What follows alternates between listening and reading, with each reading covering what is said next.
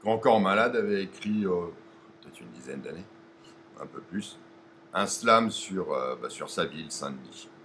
Et puis j'avais trouvé ça assez sympa et ça m'avait donné envie de lui écrire une réponse, un peu en forme d'hommage. Et puis surtout d'hommage à ma ville, Paris. Ça s'appelle Paname. Il y a un grand corps malade, un gars de Saint-Denis, qui hier, à la radio, m'a jeté comme un défi. Avec amour et fierté, il m'a décrit son paradis, sa ville périphérique, que tant il chérit. Son slam, rien à dire, c'est de la balle. Il m'a impressionné, moi, le tchatcheur des Halles. Mais quand il parle de chez lui, je crois un peu qu'il s'emballe. Faudrait qu'il ouvre ses yeux sur mon Paris capitale. Par quel bout commencer pour lui parler de Paname?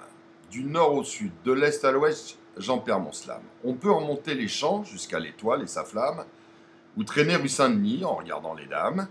Cette ville est un si grand voyage dans l'espace et l'histoire qu'il te faudrait 1000 vies pour arpenter tous ces trottoirs.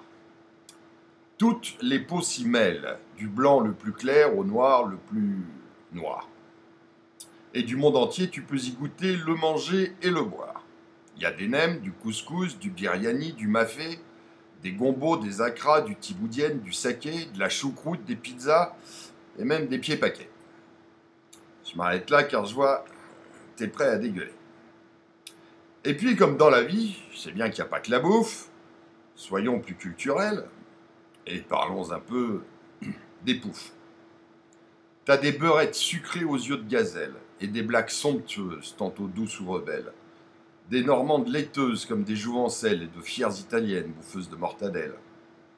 J'ai connu des petites viettes meilleures qu'une pipe d'opium et des travelots hystériques dans tout leur décorum. De teutonnes matrones m'ont appelé bébé cadom et des antillaises musquées m'ont remonté mieux qu'un petit rhum. Mais je peux être sérieux et te montrer d'autres monuments. Passons sans insister sur la tour Eiffel et ses pattes d'éléphant. Un peu plus loin, tu salueras le zouave qui, par tous les temps, sous le pont de l'Alma, regarde la Seine passer lentement. Place de la Concorde, où se dresse le fameux monolithe. Tu te demanderas à quel géant appartient la superbe bite. Je n'en raconte pas plus car j'en vois que ça excite. Je dis pas ça pour ma femme. La pauvre, le diable l'habite. En traversant la Seine, tu verras la Chambre des députés. Vaste palais de la Belle au bois dormant, sans les fées. Mais pleine de nains charmants, bien qu'un peu déplumés, qui attendent sagement qu'on vienne les réveiller. Plus haut, boulevard Saint-Germain, tu trouveras le quartier Intello avec ses universités au nom glorieux, le Flore, les deux magots, et plein de gens curieux, faux penseurs, faux babas, vrais bobos. Par le boulevard Saint-Michel, tu rejoindras les quais. Si entre la préfecture et le palais de justice tu es inquiet, continue sans t'arrêter jusqu'à la place du Châtelet. Remonte Sébasto, à gauche il y a les Halles, à droite les pédalos.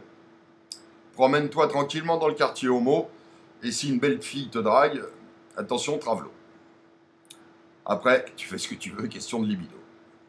Entre Strasbourg, Saint-Denis, Stalingrad et La Chapelle, c'est le triangle d'or, le marché au paradis artificiel. Le hache, l'héros, le crack squattent chaque ruelle, le plaisir et la mort dansent leur ronde éternelle.